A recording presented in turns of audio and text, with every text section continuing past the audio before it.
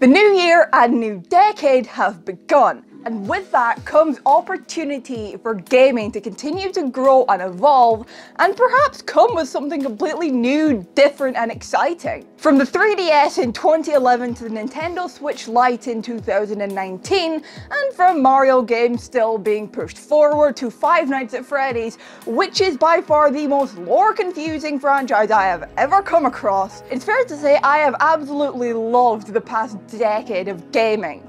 I really got into gaming this past decade thanks to creators like Markiplier, and I've absolutely loved playing games like Sims 4 and Riders of Icarus. While none of these things are going to go away, no if Nintendo and Scott Cawthon ain't anything to do with it, we will no doubt be seeing new changes and evolutions come to light.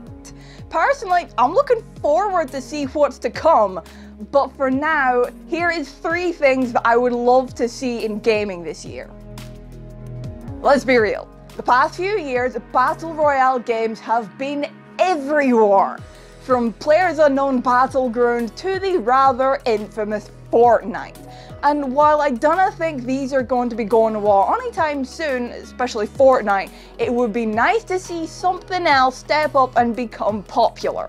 It would be nice to see more coach-style multiplayers, ones that do also have the option of being done online but don't have to become the new and big popular thing like they do used to be.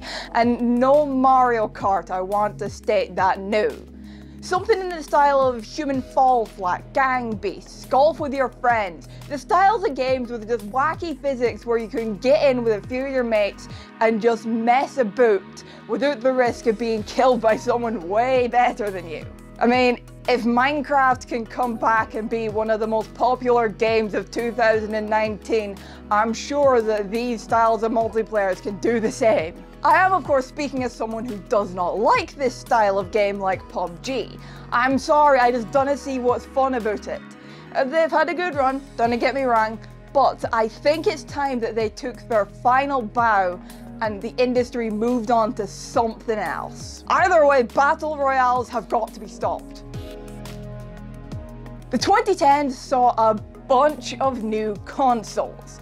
The 3DS, the Xbox One, the PlayStation 4 and the Nintendo Switch to name a few, as well as the release of Stadia in 2019, which along with Xbox Game Pass and PlayStation Now, has seen cloud-based gaming become a lot more popular than it used to be. The decade saw Nintendo bring motion controls back to the forefront of gaming with the Nintendo Switch, as well as the ever-classic debate about whether PlayStation or Xbox is better. Personally, I say screw it to both of them and I'll take the GameCube any day. Sony has already revealed the PlayStation 5 for release later in 2020. Meanwhile, I'm over here still playing on the PlayStation 2. Also in 2019, Microsoft went ahead and revealed the brand new Xbox Series X, also set for release later in 2020 and will no doubt be competing with the PS5 like the Xbox One competed with the PlayStation 4. Personally, something I'd love to see come out is a new console that also has a lower cost at release than your average console. The price tag that'll be on the Xbox Series X is currently unknown,